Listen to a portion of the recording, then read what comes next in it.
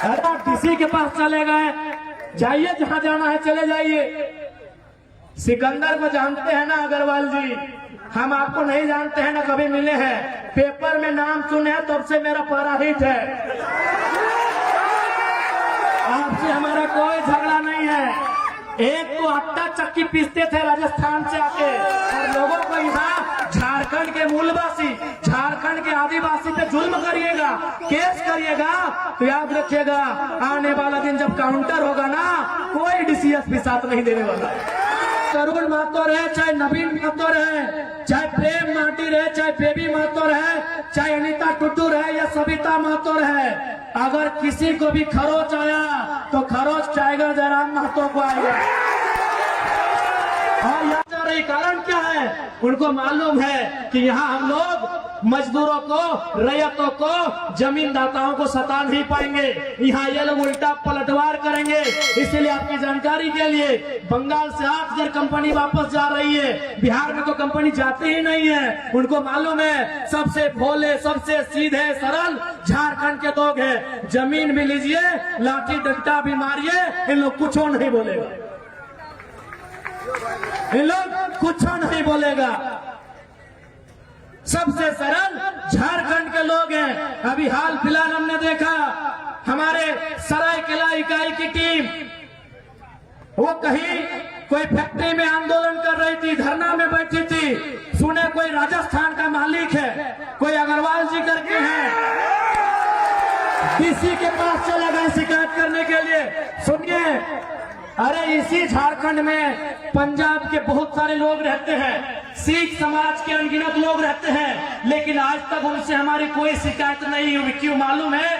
न सिख समाज लंगर वाली प्रथा को मानता है, सिख समाज अपने पूंजी से लोगों का पेट भरने की प्रथा को मानता है। अरे अग्रवाल जी, आप आटा चक्की पीसते पीसते करोड़पति हो गए, तो हमको मालूम है आपका कैरेक्टर क्या है। इसी मिट्टी में हजारों की संख्या में सिख समुदाय के लोग रहते हैं, लेकिन किस कोई कहे कि कभी उनसे हमारा विवाद हुआ हो? हमारा विवाद किनसे होता है? उन पूंजीपतियों से होता है, उन दलालों से होता है जो झोला लेकर आए थे और आज चोरी करके, बेईमानी करके करोड़पति हो गए हैं। तो बताइए कहाँ गलत है? इसलिए मैं इस मंच के माध्यम से, चाहे अग्रवाल जी रहे, चाहे फल्ला जी रहे, डीसी केवल आपका नहीं है। ये जो डीसी के पास अब एप्लीकेशन लेके चल गए ना, और याद रखिएगा, चाहे तरुण महतो रहे, चाहे नवीन महतो रहे, चाहे प्रेम माटी रहे, चाहे बेबी महतो रहे, चाहे अनीता टुटू रहे या सविता महतो रहे, अगर किसी को भी खरोच आया तो खरोच टाइगर जयराम महतो को आएगा। और याद रखिएगा, इस बार हम निर्मल दादा की तरह, सुनील दादा की तरह चिता बहुत बाद में जलाएंगे, पहले अपनी समस्याओं को जलाएंगे। अब हमारी समस्याएं सिस्टम से है, हमारी समस्याएं किसी संस्था से है या किसी व्यक्ति से है, मुझे नहीं मालूम। इस बार यदि किसी को खरोच आया, हम उनकी चिता पहले नहीं जलाएंगे। हम रोज तिल तिल के मर रहे हैं, हम रोज तिल तिल के मरते हैं, हम अपनी जमीन में भूखे मर रहे हैं, हम अपनी जमीन में बेरोजगारी का दंश झेल रहे हैं, हम अपनी जमीन में पलायन का दंश झेल रहे हैं। इसलिए सुन लीजिएगा साफ साफ, जो भी उद्योग के लोग हैं, पहला बात ये भी जान लीजिए कि हम उद्योग के खिलाफ नहीं है। जितनी भी कंपनी फैक्ट्री के संचालन करता है, हम कोई कंपनी फैक्ट्री के खिलाफ नहीं है। हम देश के प्रधानमंत्री, वर्तमान प्रधानमंत्री नरेंद्र मोदी के चमत्कारिक मंदिर, ईश्वर देवी देवताओं के मंदिर की तुलना में देश के पहले प्रधानमंत्री पंडित जवाहरलाल नेहरू के आधुनिक मंदिरों के पक्ष में है। हम नरेंद्र मोदी जी के मंदिरों के पक्ष से कई ज्यादा देश के पहले प्रधानमंत्री पंडित जवाहरलाल नेहरू के आधुनिक मंदिरों के पक्ष में है। आधुनिक मंदिर यानी कल कारखाना, आधुनिक मंदिर यानी फैक्ट्रियां, आधुनिक मंदिर यानी डैम, आधुनिक मंदिर यानी रोजगार। हम उनके पक्ष में हैं, लेकिन सवाल है उस मंदिर को मैंने जमीन दिया है, अगर हम घंटी बजाने की भी नौकरी वहां नहीं मिलेगी तो सवाल तो होगा,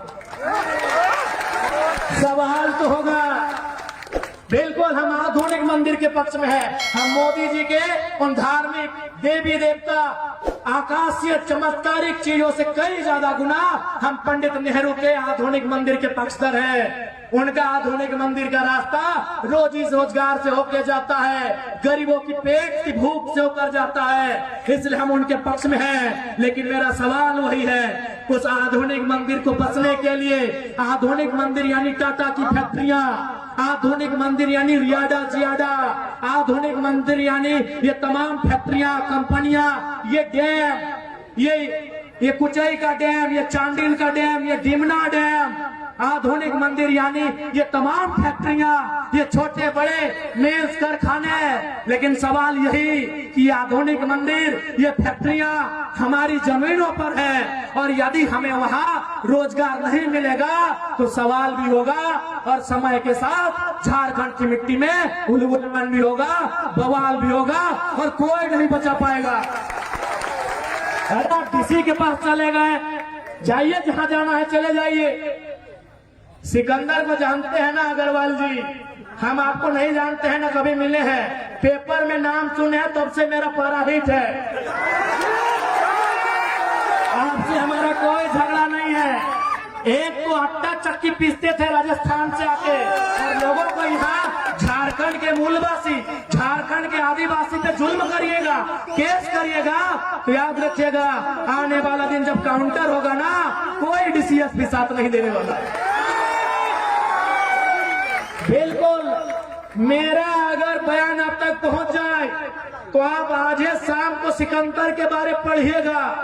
वो सिकंदर जिसके बारे में कहा जाता है जो जीता वही सिकंदर, वो सिकंदर जो यूनान के मकदूनिया का था, जिसने पूरी दुनिया को जीतने का सपना सजाया था, जिसने भारत के बहुत कुछ हिस्सों को जीत भी लिया था। लेकिन याद रखिएगा जब वो खाली हाथ लौट के इस दुनिया से जा रहा था, जब वो मात्र 33 साल की उम्र में मरने वाला था, उसके ठीक पहले उसने अपने तमाम मंत्रियों को बुलाकर कहा था कि जब मैं मर जाऊं ना तो 3 काम करना, मेरा जब जनाजा निकले तो मेरे दोनों हाथ बाहर कर देना। तो उनके मंत्रियों ने पूछा कि महाराज दोनों हाथ बाहर करने का मतलब क्या है? बोला मेरे दोनों हाथ बाहर करना, मुट्ठी खुली करना, ताकि दुनिया को पता चलेगा कि दुनिया को जितने चला सिकंदर खाली हाथ लौट के जा रहा है। उसने दूसरा शर्त रखा था, सिकंदर ने दूसरा शर्त रखा था कि मुझे मेरे जनाजे को कंधा कोई ऐरा गहरा नहीं देगा, कोई मामूली आदमी मेरे जनाजे को कंधा नहीं देगा, मेरे जनाजे को कंधा मेरे प्रधानमंत्री, मेरे महामंत्री, मेरे सेना नायक देंगे। बोला सर इसका क्या मतलब है? नहीं, इसका मतलब है कि दुनिया के बड़े बड़े तीस मार खा, दुनिया के बड़े बड़े तुर्रम खा, दुनिया के बड़े बड़े सेना नायक सिकंदर की सेना में थे, तलवार लेकर भाला लेकर, फिर भी उसकी जान नहीं बचा पाए। तो डीसी देखते हैं कितना दिन बचाते हैं आपको, देखते हैं एसपी कितना दिन बचाते हैं आपको। और तीसरा, सिकंदर का तीसरा जो कहना था कि जब मेरा जनाजा गुजरे तो मैंने अपने जीवन काल में जितना भी कमाया है, उस समय सिक्का नहीं होता था, उस समय गांधी जी का नोट भी नहीं होता था, गांधी पैदा नहीं हुए थे तो उस समय सिक्का भी नहीं था, उस समय गांधी जी का नोट भी नहीं था। उस समय क्या होता था? ज्वेरात होते थे, ज्वेलरी होते थे, सोना चांदी यानी जेवर वगैरह होते थे, सोने चांदी के पन होते थे, बड़े बड़े सिक्के होते थे। तो सिकंदर ने कहा कि मेरे मरने के बाद 1 रुपया भी मेरा जो उत्तराधिकारी होगा मेरे मरने के बाद 1 रुपया भी मेरे उत्तराधिकारी को मत देना, बल्कि मेरे जनाजा के आगे बिछाते जाना और लोग उस पर चल के जाए, ताकि दुनिया को पता चले कि धान एक दिन धूल बन जाता है। अग्रवाल जी, आपके साथ साथ तमाम फैक्ट्री कंपनी चलाने वाले मालिक को कहेंगे कि धान एक दिन धूल बन जाता है। और कान्हा, ये डीसी एसपी बहुत छोटा होता है उनके प्रधानमंत्री लोग के सामने, उन लोग नहीं बचा पाया। इसलिए हमारी आपसे कोई व्यक्तिगत लड़ाई नहीं है। क्यों हमारी टीम आपके खिलाफ आंदोलन की, आपको भी मालूम है। आप समय पे पैसा नहीं देंगे, आप ओवर टाइम करवाएंगे, 10 मिनट लेट होने से तनख्वाह काटेंगे, तो क्या आपको हम चुमा लेंगे? क्या हम आपको चुमा लेंगे? आप अपने बारे में डीसी को कहा नहीं बताए कि आप कौन सा गलत काम करते हैं? आपने तो बता दिया जेल के अंदर लोग उद्योग को डिस्टर्ब कर रहे हैं। आपने बताया कि आप झारखंड सरकार ने जो रेट निर्धारण किया है, non skill, skill, semi skill, skill, क्या आप उनके आधार पर पेमेंट दे रहे हैं? क्या आप पीएफ तथा जो भी सुविधाएं मजदूरों को मिलनी चाहिए आप दे रहे हैं? ग्रेजुएटी दे रहे हैं? जो भी मजदूरों को सुविधा मिलनी चाहिए क्या आप अपनी फैक्ट्रियों में दे रहे हैं? अगर नहीं दे रहे हैं तो कौन मुंह से डीसी के पास गए थे? कौन मुंह से डीसी के पास गए थे?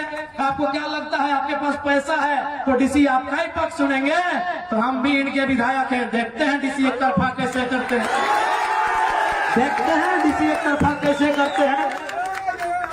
नहीं, आप पैसे वाले हैं, आपको लगा डीसी आपके जेब में है, मुंह उठा के चल गए, तो हम भी इनके मेंबर ऑफ लेजिस्लेटिव असेंबली हैं, देखते हैं डीसी एक तरफा कैसे करते हैं। याद रखिएगा, हम जनप्रतिनिधि हैं और डीसी कौन है? नौकरशाह है। नौकरशाह का मतलब क्या होता है? देखिए डीसी महोदय, हम आपके खिलाफ कोई ऐसा वचन नहीं कह रहे हैं, जो सिस्टम है दुनिया को बता रहे हैं। डीसी रहे चाहे एसपी रहे, वो नौकरशाह का पाठ होते हैं। आप जनता के सेवक हैं, हम जनप्रतिनिधि हैं, हम उनके प्रतिनिधि हैं। आप उनके सेवक हैं, हम उनके प्रतिनिधि हैं। प्रतिनिधि का मतलब क्या होता है मालूम है? नहीं मालूम है तो बता देते हैं।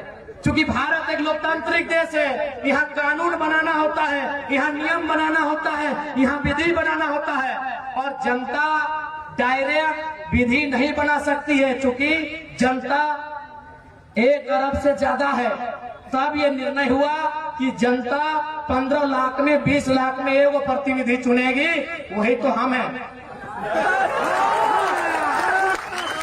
हम जनता के प्रतिनिधि हैं, हम उन्हीं की आवाज को, उन्हीं के मुद्दों को, उन्हीं की समस्याओं को विधानसभा में, लोकसभा में, राज्यसभा में लेकर जाते हैं। इसलिए जो भी उद्योग घराना ये सोच रहा है कि पदाधिकारी आपके जेब में है, ये गलत बात है। क्योंकि डीसी एसपी वो जनता के होते हैं, किसी